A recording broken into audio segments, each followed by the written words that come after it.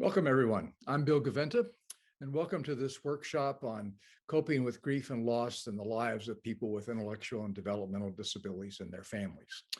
I'm going to be joined in this webinar by colleague Maggie Bowden-Cobb, who's in Pennsylvania, who's going to be sharing work out of a project on coping with grief for people on the autism spectrum and their families. But let me get started with some historical perspective on the ways we have thought about grief and loss with people with intellectual and developmental disabilities and their families.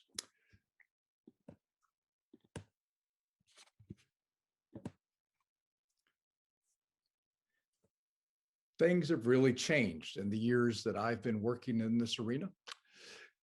People were often never told in the past. People with intellectual and developmental disabilities were never told if somebody in their family had died, especially if they were living in an institution and the families were in the community. Death was often out of sight and out of mind. If people were sort of semi-hidden away, either in home or institutions, death never really got seen. And that's the case for death in general, often sometimes. People used to think that people with IDD didn't express grief or didn't know how to grieve.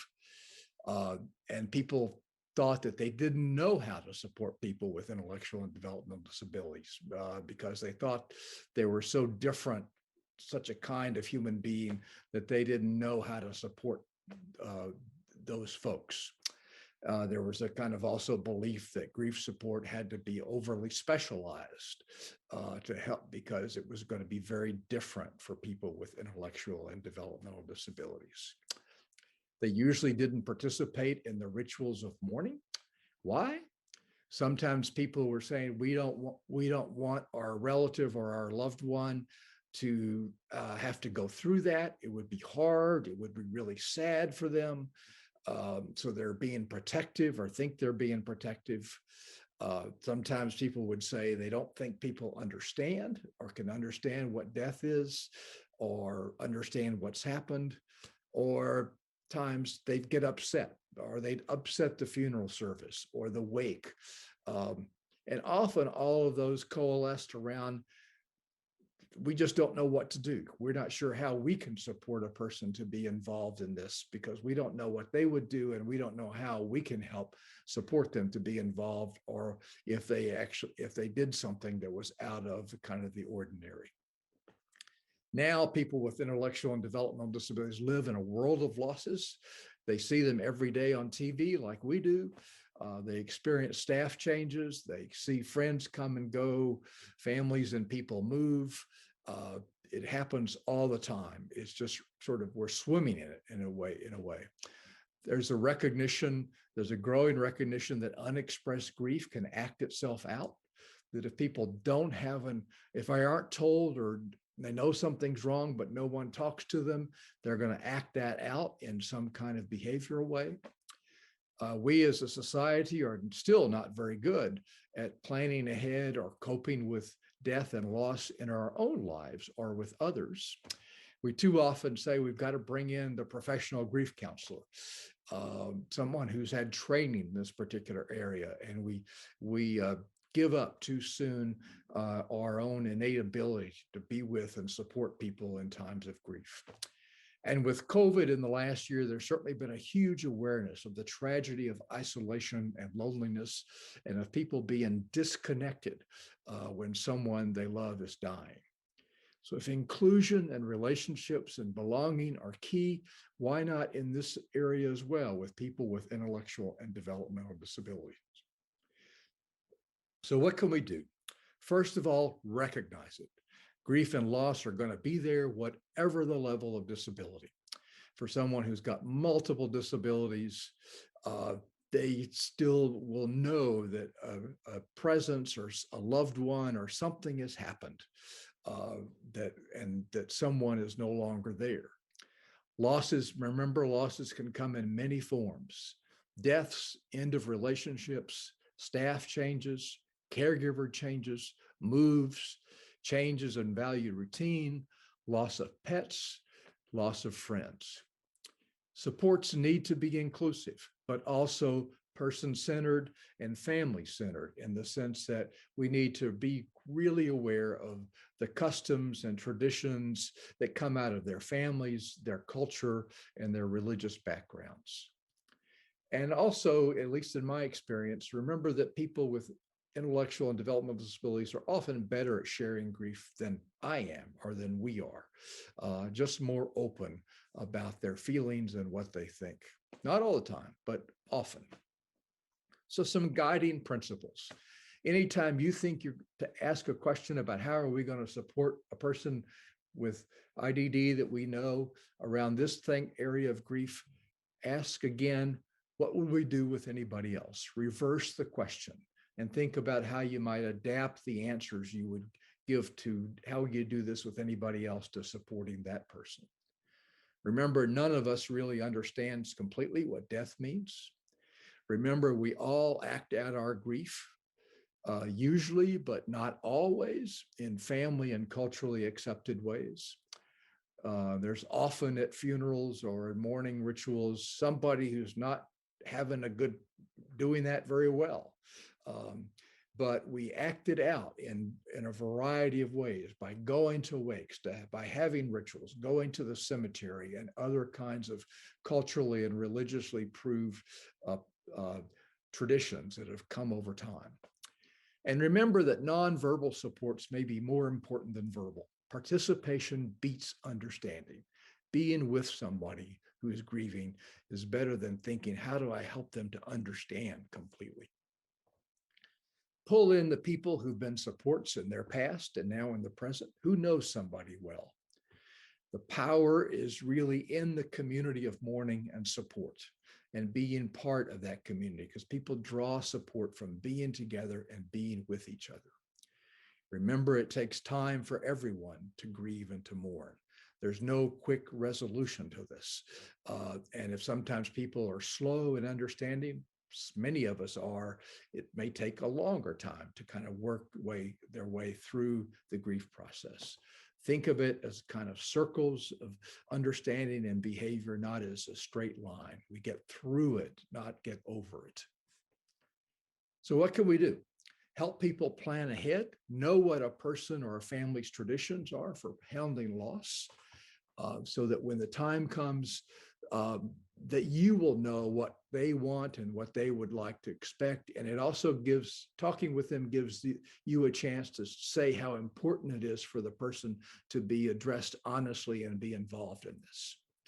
Use those teachable moments from TV stories, everyday experiences, to talk about the normalcy of grief and loss. Help people prepare. Think about visits to funeral homes or to cemeteries, looking at pictures.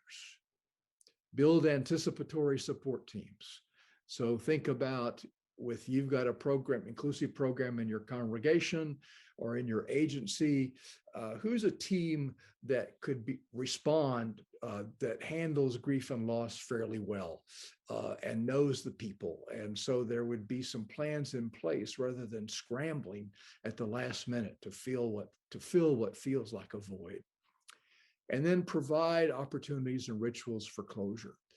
If a person with an intellectual and developmental disability has a friend or a family member who's dying, if possible, give them chances to say goodbye, to say, I love you, to say thank you, to say goodbye, things that we all as human beings need to do.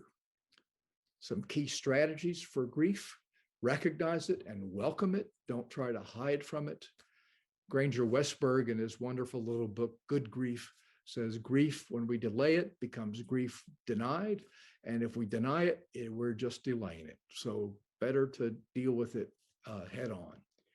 Create a safe place for it, safe relationships, places, spots outside, congregations, churches, sanctuaries, wherever. Be alert for behavioral expressions that might come up, people feeling down, withdrawn, angry, whatever. And then assist in the appropriate behavioral expressions that we all do. Helping people go to visit, send a card, look at pictures together, write a letter, talk about feelings and memories, sending flowers, taking food, If a group home has a member who dies, what about the other group homes in the agency going together and cooking casseroles and getting it to that group home and to their staff? Involve whoever a person's community is, their friends, their housemates, staff, teachers, Special Olympics coaches, whomever. Who are their friends and how can you involve them? Share honest and accurate information to support the process. Don't use metaphors that are abstract, like passing away or went to sleep. People may take those literally and get scared to death about then what happens when I go to sleep at night. Maximum involvement in the social and spiritual activities around a death, including the planning if possible. Help people keep connected to key supportive relationships. Think about if you had a loss of someone close to you, who would you turn to? You'd turn to people who have been supportive to you in the past, who know you. And we need to think about who that is for people with intellectual and developmental disabilities. And again, maximize the expression, the opportunities for expression of grief and condolences. I've seen creative strategies like family and staff talking with other agencies and families and staff about what they've done in the past and what's worked well and the meaningful experiences that have come out of that. I've seen individualized rituals of loss and celebration and help lead a number of those where even if a family or a person has a funeral in a sanctuary or a church or a mosque and goes through those rituals, a group home may want to have a kind of individualized celebration of life or a day program or an adult religious education program as well. A program that everybody can participate in planning and sharing memories and sharing fun things and perhaps foods that somebody really liked.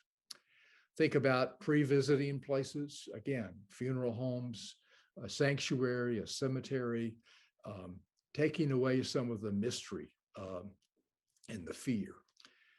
Involving a person with intellectual and developmental disabilities some way in the leadership. If a parent is dying and brothers and their other kids are planning the funeral, if possible, involve their son, their daughter, their sister or brother in helping think about what they'd like to do and see happen. And plan individualized ways for remembering and memorializing. Pictures, photo albums, memory boxes, using favorite foods or places, anniversaries, and more. Here are some key resources, 4 key resources that you might take a look at or look up on the web.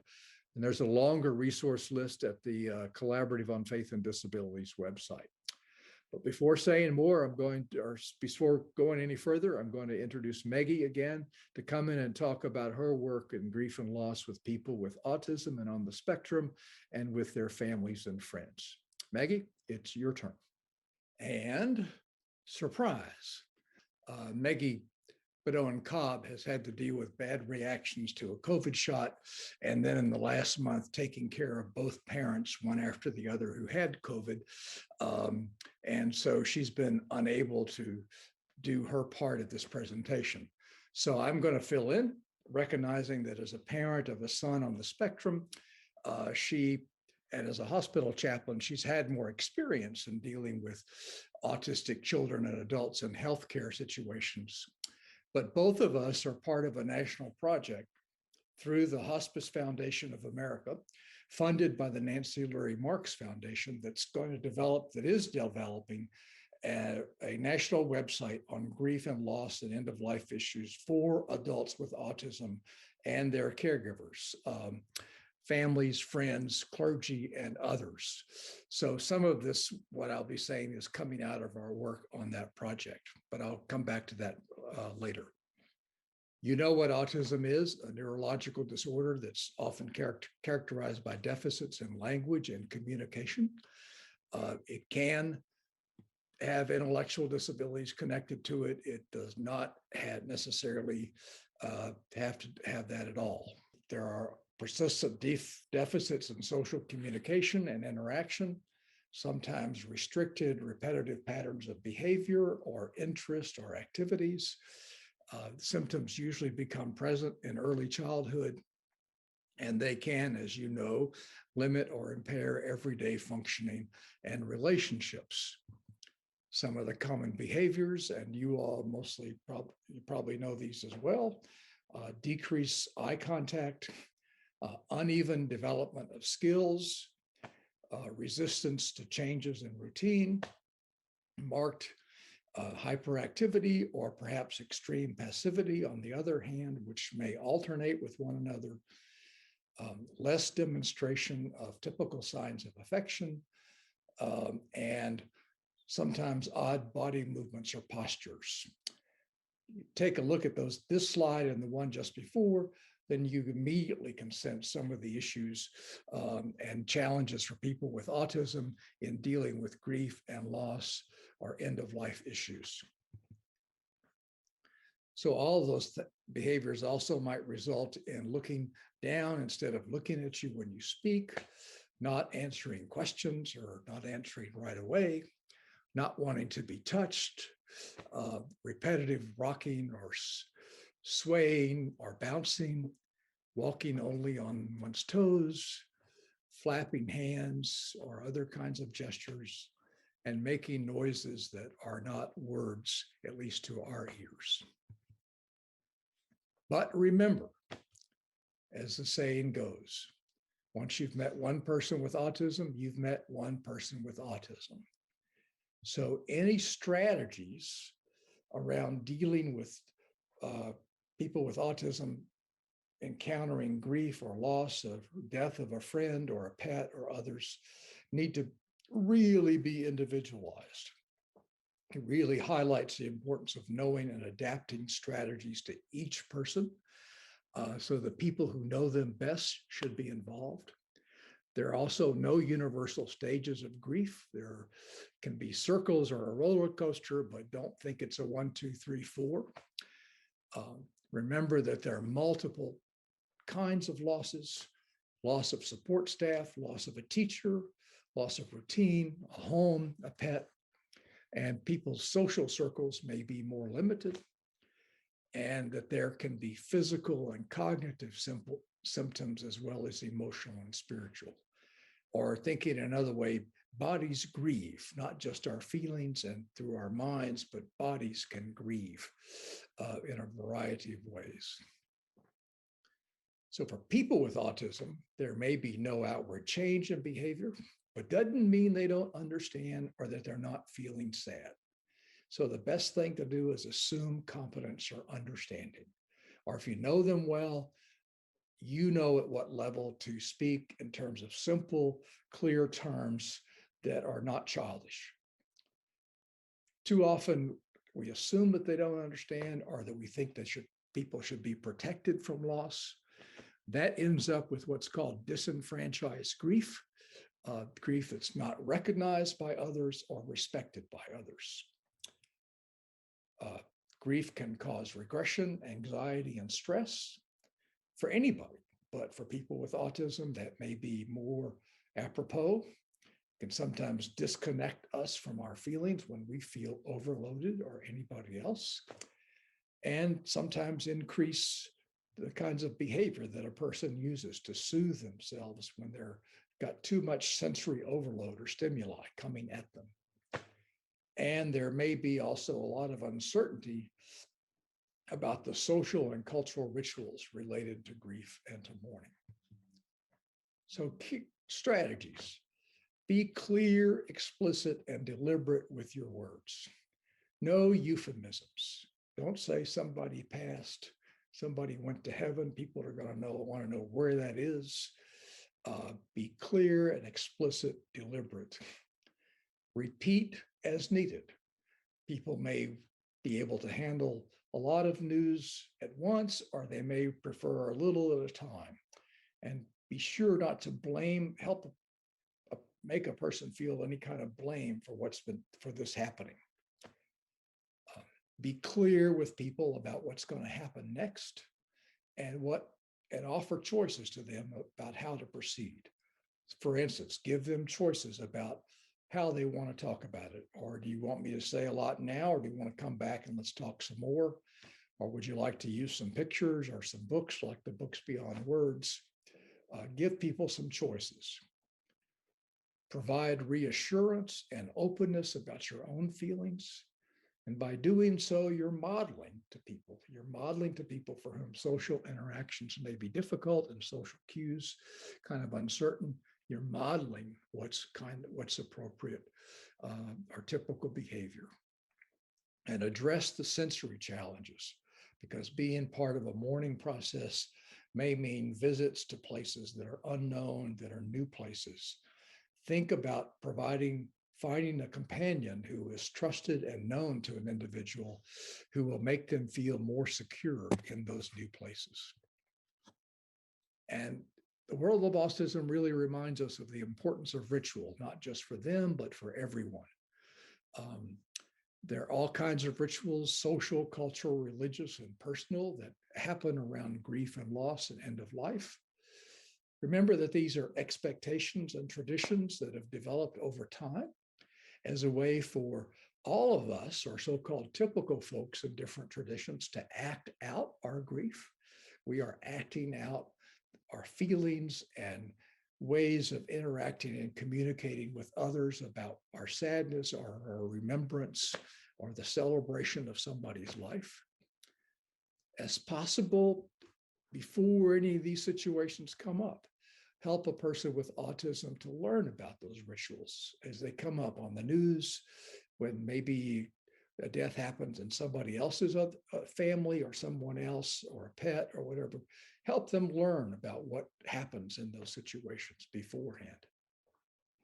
Give choices about what they want to attend, while also, once they've decided to go to different parts of the rituals or the mourning processes, make sure that the people leading those events know what to expect in terms of a person's typical behavior, or what might happen, or what they might have to do in terms of reassuring or supporting the individual with autism, and reassure the person who's leading those settings, a funeral director or a clergy person, that behavior is all right, that you've got people there to help handle it.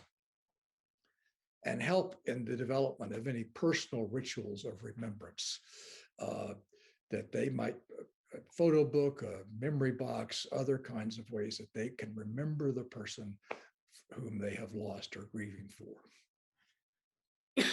Excuse me. In other words, educate and explain, help people learn, explain carefully, communicate about typical behaviors in both directions, working with people with autism on the spectrum about what people will be doing in certain situations, and working with people leading rituals and social gatherings about the importance of the person with autism participating at the level they are able to do so and want to do so. Model and demonstrate responses and interactions. You can always practice. Give people choices about what they want to do, ways they want to participate, options for comfort or leaving if needed. Don't drag people to some kind of ceremony, because you know what's going to happen. Provide choices to them about who they might have to come and accompany them and support them. And then be prepared to spend time afterwards reflecting and processing at their speed, not at your speed, but give them time and be open then to thinking through or talking through what happened and answering any kind of questions they might have had. Now, the Autism and Grief Project is looking for stories about people with autism and their experiences with grief and loss, either written or audio or video, or a willingness to be interviewed by project staff. We're looking for people with autism who might be willing to review draft parts of the website materials. And we're also looking for stories from family members and people in congregations and clergy about supports they've provided or wish they had provided, or in other words, strategies that worked and ones that didn't, in supporting people with autism in situations involving grief, loss, and death. Now, let me share a story with you that comes out of New Jersey. Um, the person didn't have autism, but he was a person with some pretty severe behavioral issues. This is a man whose mother had died the year before. This happened in a fall of a year.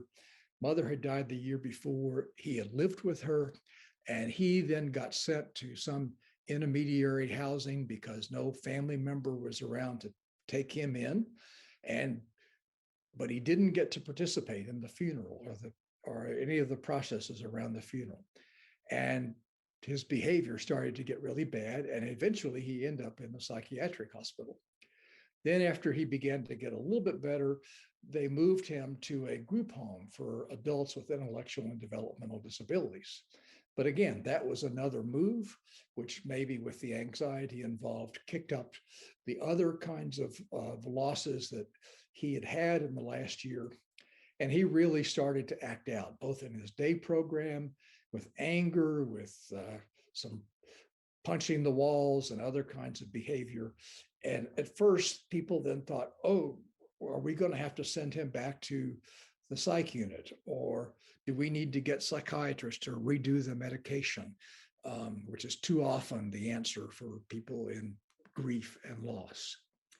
We had a chaplaincy student in our clinical pastoral education program who was working there. And she went and talked to him and got to know him a bit. And it turned out she was the one who found out about his feelings about the death of his mother, about his having to move from his home where he had lived, about what he most missed, and about not getting to go to the funeral or to the cemetery or whatever. And she just didn't talk to him. She came up with some ideas and said, Al, I think his name was Al, how would you like to have a funeral here, a memorial service for your mom? And he got really interested in that and involved in that. And together they planned a service at the group home with people he knew. And then also together, they planned for food that people would share after the service. And Al and my chaplaincy student made spaghetti, which was one of his favorite foods that his mother used to make, and some other Italian food so that they could share in things that people enjoyed and that he remembered. She also worked on making a memory book with him, memory box. And as you might imagine, those kinds of acting out behaviors significantly diminished in the days ahead. So just remember, if you've got stories, we would love to have them. Email me at bill.gaventa@gmail.com or text me and I'll talk with you a bit and then get you in touch with the right person to have to share these and help us be a part of building this kind of online community that can be supportive, we hope, of people with adults with autism and their families and caregivers and congregations. But in the meantime, God bless you and be with you as you move into those moments of supporting people through these very hard and sacred times in their lives. I think one of the things I found out over the years as I've learned what to do and how to enter those situations is that the questions that get raised and the strategies developed turn out, of course, not to be just good for them, but good for all of us and are really universal at heart because we often express things the same way. God bless.